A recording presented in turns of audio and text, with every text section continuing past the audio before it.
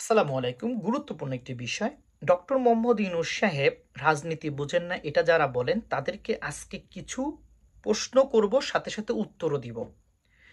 আপনি দেখান ডক্টর মোহাম্মদ ইউনূস সাহেব যে রাজনীতি বোঝে না তার ৫টা কারণ দেখেন। আর আমি তার ৫টা থেকে না ২০টা কারণ দিব ডক্টর মোহাম্মদ ইউনূস সাহেব যে রাজনীতি বুঝেন। চলেন শুরু করা যাক আজকের এই অধিবেশন। ডক্টর মোহাম্মদ ইউনূস সাহেব যখন ক্ষমতা পেল তখন কোন দেশ সফর করেছে প্রথমত? চীন। বলেন তো চীন কেন সাপোর্ট করলো? উনি তো পারতো আমেরিকা যাইতে। উনি আমেরিকা না গেলে চীনে কেন গেল? কথাটা কি একটু বোঝা যায়? আচ্ছা আসেন, চীন কি হলো? চীন হইল বর্তমানে এমন একটি কান্ট্রি যে কান্ট্রিটা পুরো বিশ্বের প্রোডাক্ট রপ্তানির জন্য সেরা। যদি চীন বলে যে আমি প্রোডাক্ট রপ্তানি করব না, সব দেশেই কিন্তু দাম হুর করে বেড়ে যাবে। তার মানে হলো চীন পুরো বিশ্বকে শাসন করতেছে একরকম। এখন আপনি দেখেন ডক্টর মোহাম্মদ ইউনূস সাহেবের প্রথম অধিবেশনটা, প্রথম মানে ভিজিটিং এরিয়া কোনটা? চীন সফর।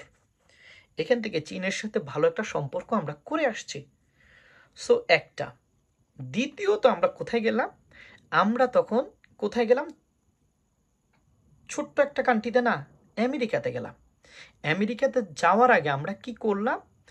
স্টারলিংকের সাথে আমাদের একটা সম্পর্ক করলাম। স্টারলিংকের সাথে আমরা কেন সম্পর্ক করলাম, স্টারলিংক কেন আমরা দেশে আনছি, তারপর ব্যাখ্যাটা একটু পরে দিব। কিন্তু এই যে ইলন মাস্কের সাথে সম্পর্ক, সেটা আমাদেরকে কি করলো? আমেরিকার সাথে ভালো একটা বন্ডিং করার জন্য সুযোগ করে দিল।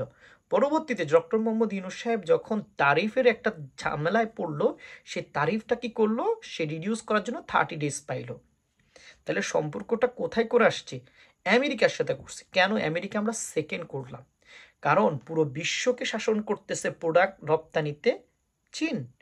চীনকেও কিন্তু টেক্কা দিতেছে কে? চাইছে আমেরিকা, কিন্তু আমেরিকা পারে নাই, সেখানে তারিফ বন্ধ করতে হয়েছে চীনের। এখন চীনের প্রোডাক্ট সব কিছুই, সব ধরেন গুচি থেকে শুরু করে আইফোন থেকে শুরু করা সব প্রোডাক্ট কিন্তু চীনে তৈরি হচ্ছে। তো চীনের জায়গাটাকে কোনো মতেই আপনি কি করতে পারেন না, ফালাই দিতে পারেন না। তো ডক্টর মোহাম্মদ ইউনূস সাহেবের যে রাজনীতি বুঝেন না, তার একটা প্রমাণ তো আপনি দিতে পারবেন এখানে। ডক্টর মোহাম্মদ ইউনূস সাহেব একবারে জাগা বরাবর ধরছে। কি ধরছে?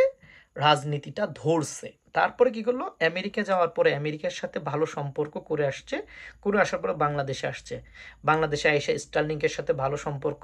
ওই যে স্টারলিংকের সাথে ভালো সম্পর্ক হইলো, সেজন্য কি করলো? স্টারলিংক বাংলাদেশের আমেরিকা বাংলাদেশকে সাপোর্ট করলো, একরকম সাপোর্ট করছে। কেন সাপোর্ট করছে এটার আসবো পরে। এখন আসেন, পরবর্তীতে আমরা ডক্টর মোহাম্মদ ইউনূস সাহেবের পরবর্তী কোথায় ছিল? নেপাল বা মালয়েশিয়া বা ইন্দোনেশিয়া এরকম একটা কান্ট্রিতে গেল, সাপোর্ট করলো। সেই সফরে কাদের সাথে যুক্ত হইল? ভারত টারত সব দেশ যারা আছে তাদের সাথে যুক্ত হইল। দেখেন, প্রথমে আমরা বড় বড় দুই শক্তির সাথে সম্পর্ক করে আসছি, পরবর্তীতে আমরা ছোট ছোট অনেকগুলো দেশকে একসাথেই বাগে নিছি। আমাদের রাজনীতির সিস্টেমটা হলো, ডক্টর মোহাম্মদ ইউনূস সাহেবের রাজনীতির সিস্টেমটা হইলো এমন যে রাজনীতি কারে কয়, কূটনীতিক বিশ্বাসটা কারে বলে সেটা করে আসছেন। যেখানে মালয়েশিয়া গেছে বা ইন্দোনেশিয়া গেছে, যে কান্ট্রিতে গেছে, তারা কিভাবে আপ্যায়ন করছে আর নরেন্দ্র মোদীকে কিভাবে আপ্যায়ন করছে সেটা আপনারা দেখতেই পারছেন। পাশাপাশি বসতে দিছে। ডক্টর মোহাম্মদ ইউনূস সাহেব তার দিকে তাকাই নাই, ভ্যালুই দেয় নাই। তো দিস ইজ দ্য ওয়ে। আমরা ভারতের সাথে সম্পর্ক করতে যাই নাই, আমরা গেছি এক জায়গায় যেখানে ডক্টর মোহাম্মদ ইউনূস সাহেব প্রধান, সেইখানে উনাকে ডাকা হইছে, মানে উনি প্রধান। ওইখানে নরেন্দ্র মোদী কিছুই না। তখন আমরা নেপালের সাথে বা ভুটানের সাথে একটা সম্পর্ক করলাম, আমরা লবণ দিব, তোরা আমাদেরকে, তোদের যা আছে তারা আমাদেরকে দিবি, সেটা আমাদের সম্পর্ক হয়েছে। তাইলে মনে করেন আমরা এখানেও কিন্তু আগায় গেছে ডক্টর মোহাম্মদ ইউনূস সাহেব। আরও একটা মজার বিষয় আপনাকে জানাই, যে মজার বিষয়টা হলো, আপনি যদি মনে করেন যে ডক্টর মোহাম্মদ ইউনূস সাহেব রাজনীতি জানেন না, বুঝেন না, তাহলে আপনি এখনো বোকা। এই দুইটা জিনিস জানার পরেও আরো একটা জিনিস কি, আমরা গেলাম কোথায়? দুবাই বা আরব আমিরাত যেটা বলেন বা সৌদিতে বলেন। আমরা এখানে কেন গেলাম? আমরা কখন গেলাম? ডোনাল্ড ট্রাম্প যাওয়ার আগে আমরা কেন গেছি? ডোনাল্ড ট্রাম্প যাওয়ার আগে আমরা কেন গেছি? কারণ আমরা তাদেরকে বলে আসছি আমরা ডিপি ওয়ার্ল্ডের সাথে একটা সম্পর্ক করতে চাই। সেজন্য ডিপি ওয়ার্ল্ডটা কার? আরব আমিরাতের। আরব আমিরাতের এই ডিপি ওয়ার্ল্ডটাকে আমরা এমনভাবে গ্র্যাব করলাম যে ডিপি ওয়ার্ল্ড আরব আমিরাত আমাকে দেখ না সাপোর্ট করবে। এখন আরব আমিরাতের সাথে কি ডোনাল্ড ট্রাম্প যখন কথা বলে বাংলাদেশের কথা উঠে নাই? অবশ্যই উঠছে। দুই একটা ল্যাঙ্গুয়েজ, দুই একটা ওয়ার্ড এমনি মুখ ফসকে বাইরে যায়, বিশ্ব রাজনীতি যারা করে তাদের ভিতরে এরকম বের হয়ে যায়। তো ওইখানে বাংলাদেশ নিয়ে বলছে, তখন বলছে যে আমাদের সাথে ওরা যদি রাজনীতি বিজনেস করতেছে সো আমরা কেন। তো এখন বিজনেসটা আবার আমরা স্টার্লিংয়ের সাথেও করতেছি, বিজনেস তো স্টার্লিংও আমাদের সাথে করতেছে, তাহলে আমরা দুইটা দেশ ধরে রাখছি নাকি? চীনের সাথে তো অলরেডি আমরা মশলা দিয়ে আসছি। তাইলে রাজনীতির কোন খেলাতে ডক্টর মোহাম্মদ ইউনূস সাহেব এরকম রাজনীতি কি করছে এই পর্যন্ত বাংলাদেশে? আসেন তারপরেও যদি বলেন যে রাজনীতি বোঝেন না, আরও একটা জিনিস দেখাই। তারপর আমরা কোথায় গেলাম? জাপানে। জাপানে আমরা যে কি করলাম, জাপানে আমরা বক্তৃতা দিলাম, বললাম আমাদের দেশে একটি দলই শুধু রাজনীতি চায়, মানে নির্বাচন চায়, বাকি দল নির্বাচন চায় না। তখন জাপানও কি করলো, আমাদেরকে সাপোর্ট করা শুরু করলো। আর জাপান কোন জায়গায়, কোন জায়গায় পুরো বিশ্বের ভিতর পাসপোর্টধারী, বিশ্ব শক্তিশালী পাসপোর্টধারী হলো জাপানিরা। সেই জাপানের সাথে আমাদের একটা ভালো সম্পর্ক লিয়াজু, এবং তাদের সাথে আমাদের একটা সুন্দর একটা কর্মস্থানের তৈরি করার জন্য চেষ্টা করতেছি। সাথে আমরা কানাডাতেও, ইউকেতেও কিন্তু ঘুরে আসছি। ইউকেতে কিভাবে ঘুরে আসছি সেটা তো জানেনি। সো আমরা ইউকে সাথে জাপানকে রাখেন, চায়নার সাথে আপনি চীন, মানে চীনের সাথে আমরা রাখেন হলো আমেরিকাকে। এখন আপনি আর একটা মজার বিষয় বলতে পারেন, দুবাইয়ের সাথে বা মানে মিডল ইস্ট, যেটা মানে মিডল ইস্ট বলতে কি যারা ওই যে আরব কান্ট্রি আছে, আরব কান্ট্রির সাথে আমাদের সম্পর্ক ভালো, লেবানন, সৌদি টৌদি যতগুলো আছে সবগুলোর সাথে আমাদের সম্পর্ক ভালো। তা এইটার সাথে আপনি মিশান কার সাথে? ওই যারা বিজনেস করে, এইসব কান্ট্রিতে এসে বিজনেস করে তাদের সাথে মিশান, কারণ তারা তো তেল দেয়, তেল আনার সাথেও আমাদের সম্পর্ক, প্রোডাক্ট যাই বিক্রি করে তার সাথেও সম্পর্ক, প্রোডাক্ট যে কিনে তার সাথেও আমার সম্পর্ক, আমার সবার সাথে সম্পর্ক ভালো। এখন আসেন আমার শত্রুতা কার সাথে? ডক্টর মোহাম্মদ ইউনূস সাহেব বা বাংলাদেশ শত্রুতা কার সাথে? একমাত্র দেশ, সেটা হলো ভারত। ভারতের সাথে আমাদের শত্রুতা, কিন্তু ভারতের সাথে চায়নার শত্রুতা, ভারতের সাথে আমেরিকারও কিন্তু মিলে না, কারণ আমেরিকা আবার, ভারত আর রাশিয়া কিন্তু দুই পক্ষ, দুইটা ভালো বন্ধু। আমরা কিন্তু রাশিয়াতে এখনো যাই নাই, কিন্তু আমেরিকাতে গেছি, চায়নাতে গেছি। চায়না, আমেরিকা এবং আমরা মিডল ইস্টে যাইয়া আমরা ঘুরে আসছি আমাদের সম্পর্ক, এবং জাপানে গেছি, ইউকেতেও আসছি, সম্পর্ক ভালো। আমাদের কি রাশিয়া কিছু বলতে পারবে? ভারত কিছু বলতে পারবে? পারবে না, কারণ আমাদের প্রোটেক্ট দেওয়ার জন্য আমরা বড় বড় জায়গায় চলে গেছি অলরেডি। দিস ইজ দ্য কূটনীতিক রাজনীতি। রাজনীতি বোঝেন না ডক্টর মোহাম্মদ ইউনূস সাহেব, এইটাই বোঝাই যান। আচ্ছা আসেন, এখন খেলা হবে অন্যভাবে। দেখেন আমরা কি করছি, কাহিনীটা এমন করছে ডক্টর মোহাম্মদ ইউনূস সাহেব, আপনি যদি একটু লক্ষ্য করেন, আপনি দেখেন আমরা বিজনেস করতেছি কার সাথে? চীনের সাথে। আমরা আম দিছি, এটা আমাদের রপ্তানি, এটা তো বিজনেসই। আমরা আম দিছি, তারা আমাদের কিছু টাকা দিছে। আমরা আবার ওই টাকা দিয়ে আমরা কি করছি, স্টার্লিংয়ের কথার কথা ধরেন, স্টার্লিংকে থেকে আমরা ওই টাকা পে করছি। তো স্টার্লিংয়ের সাথে সম্পর্ক না? তো আমওয়ালা চিন্তা করতেছে, যারা আম দিছি সে চিন্তা করতেছে আমাদের সাথে রপ্তানি করতেছে অল্প টাকায়, আমাদেরকে ফোর্ট দিতেছে অল্প টাকায়। আরেকজন চিন্তা করতেছে যেই টাকা ওইখান থেকে আসতেছে সেই টাকা আবার আমাদেরকে দিতেছে। আমেরিকারা চিন্তা করতেছে আমরা তো মানি গেইন করতেছি। তো আপনি কেসে মনে করেন বাংলাদেশে সকলেই কি স্টার্লিং ইউজ করতে পারবে? নর্মাল যা পিপলগুলো পারবে না, পারলেও দেরি আছে। তো এখন স্টার্লিংয়ের যে ইনকামই হবে, তো স্টার্লিংয়ে তো কোনো সমস্যা নাই, যে কিনবে তার তো দিবে। তো স্টার্লিংয়ের সাথে আমাদের বিজনেসের সম্পর্ক, আমরা তাদের থেকে টাকা টাকা দিয়ে জিনিস আনতেছি, আর এখান থেকে টাকা তারা নিয়ে কিনতেছে, তাহলে সম্পর্ক দুই জায়গায় ভালো তো নাকি? আবার একটা মজার বিষয় বলেন, আমরা রপ্তানি করি সবচেয়ে বেশি কোথায়? পোশাক, আমেরিকা। তাহলে আমেরিকার প্রোডাক্ট যখন কিনবো, আমেরিকা তো আমাদের থেকে রপ্তানি প্রোডাক্ট নিবে, তখন আমেরিকা চায়না থেকে আর নিতেছে না। চায়নার কাছে কি আমরা কাপড় দিতে পারবো, কাপড়ের ব্যবসা করতে পারবো? পারবো না। কিন্তু কেন পারবো না?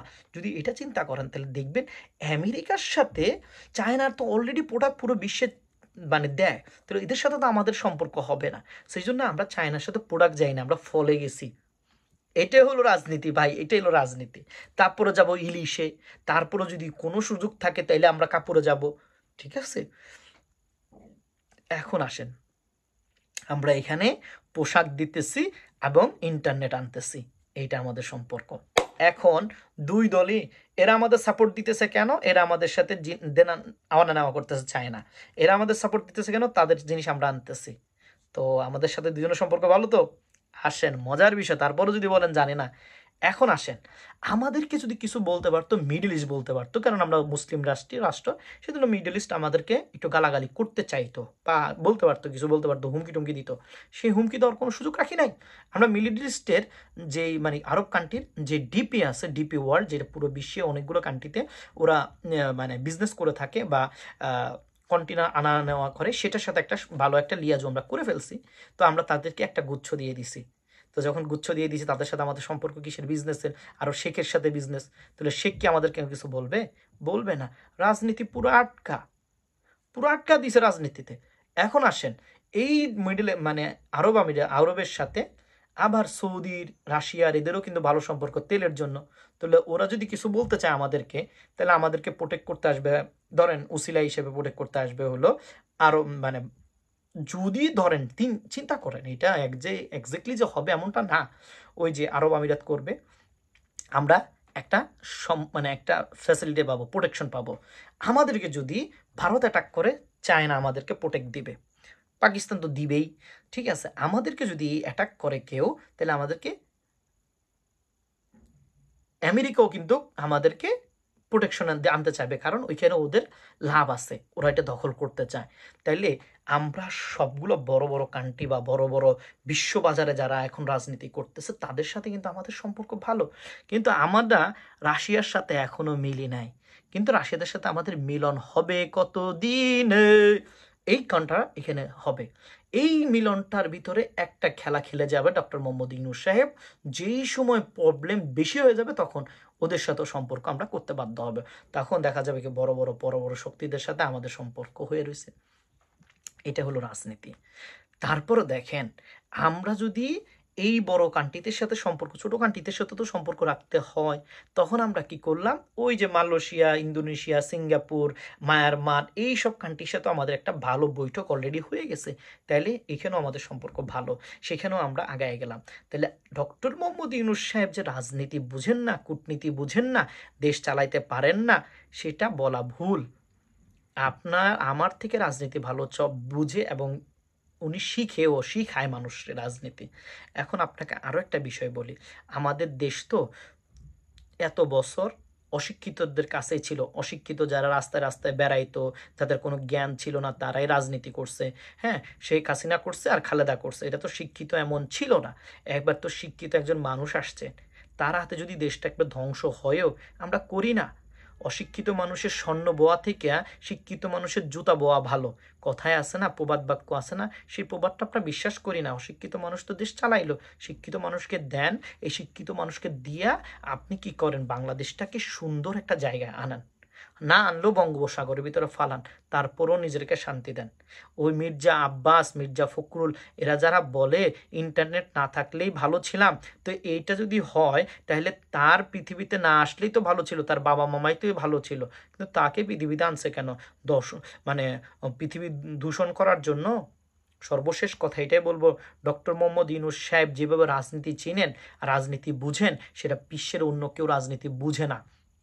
আরও একটা মজার বিষয় বলি, আমাদের পৃথিবীতে এখন ফেমাস ব্যক্তি যারা, তাদেরকে কিন্তু রাজনীতিতে আনা হচ্ছে। এটা কিন্তু বলেন, কিন্তু শিক্ষিত রাজনীতিবিদ আনা হচ্ছে। প্রত্যেকটা মানুষের কিন্তু এখন ফেমাস ফেস ভ্যালু আছে, তার টুইটারের একটা ভ্যালু আছে, এটার ভ্যালু আছে, সেটার ভ্যালু আছে। কিন্তু দেখেন, ডক্টর মোহাম্মদ ইউনূস সাহেবের অল ওভার দ্য ফেমাস আছে। আর আমরা কি জানি জানেন, যেটা আমরা জানি বুঝি, সেটা হলো আমরা অশিক্ষিত ফেমাস হইলে তাদের পিছনে অটোগ্রাফ নিতে চাই, আর শিক্ষিত মানুষ যদি ফেমাস হয়ে দেশ চালাইতে আসে, তাকে আমরা ঘৃণা করি, তাকে আমরা ঘৃণা করি, তাকে আমরা বলি সে তো যোগ্য না। একজন শিক্ষিত মানুষ যে রাজনীতিটা করে শিক্ষা মহলের ভিতরে, সেটা একজন অশিক্ষিত রাজনীতি বাংলাদেশের রাজনীতিও বুঝে না। সো মূল কথা হইল এইটা, কুত্তার মতো রাস্তায় দৌড়ায় দৌড়ায় রাজনীতি শিখার থেকে বই পইরা যে রাজনীতি শিখে, সে রাজনীতি ভালো বোঝে। যে স্কুল কলেজের ভিতরে ওই টিচারদের ভিতরে যে রাজনীতিগুলো হয়, সেগুলো তারা ভালো বোঝে।